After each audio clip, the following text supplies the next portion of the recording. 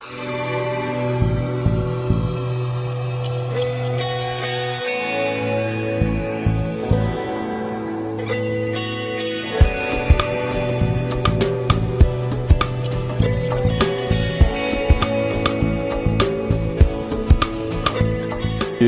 président de la Bourse de Tunis, la présidence de la Bourse de Tunis revient de par les statuts de la Bourse à la corporation, donc aux intermédiaires en bourse. Il y a eu une élection qui s'est passée au mois d'avril de l'année 2011 et j'ai eu donc l'honneur d'être élu par mes confrères pendant un mandat de 3 ans qui a démarré donc en avril 2011 pour présider de la Bourse de Tunis.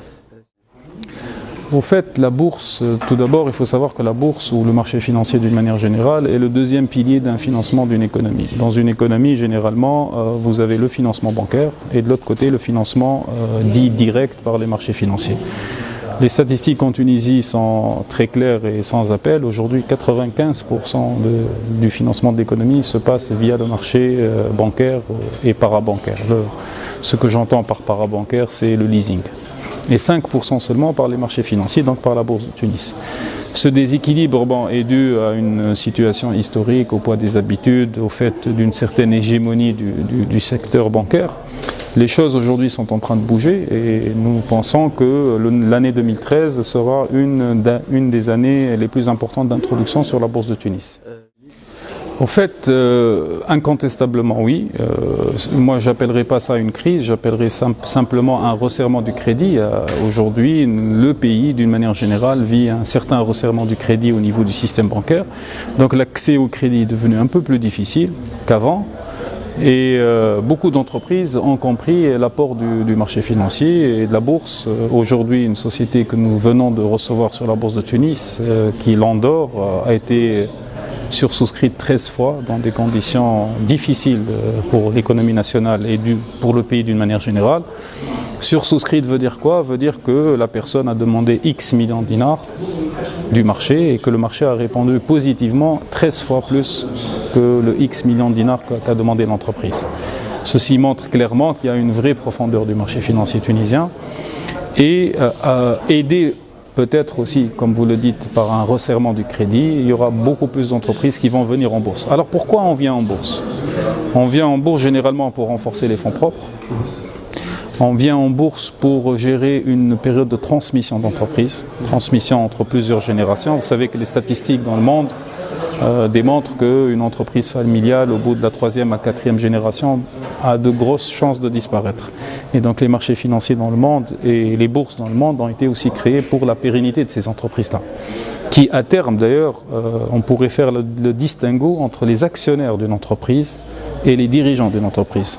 Il n'est pas nécessaire que le dirigeant d'une entreprise soit en même temps l'actionnaire de cette entreprise, du moins sur les générations qui suivent. Donc on vient pour à la bourse pour lever des fonds, pour transmettre une entreprise, pour plus de notoriété. Et nous espérons, nous, en tant que Bourse de Tunis, avoir une bourse qui représente réellement notre économie, sachant qu'aujourd'hui, de très grands secteurs de l'économie tunisienne ne sont pas représentés. Je citerai les télécoms, l'énergie, le tourisme, le textile, l'agriculture, qui sont des secteurs très importants du PIB tunisien et qui ne sont malheureusement pas représentés dans la capitalisation boursière tunisienne.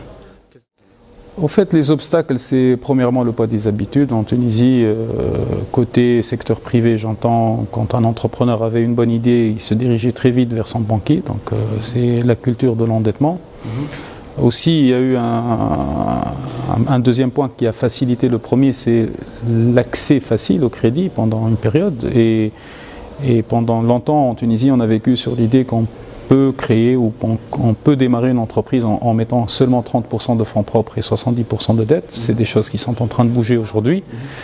Aussi, pour faire une certaine autocritique pour la bourse, c'est que la bourse n'est pas allée et les intermédiaires ne sont pas allés peut-être pendant quelque temps sur le terrain pour porter la bonne voix, la bonne parole plutôt pour dire voilà, nous sommes prêts, nous sommes là, on peut lever des fonds, on peut vous introduire en bourse.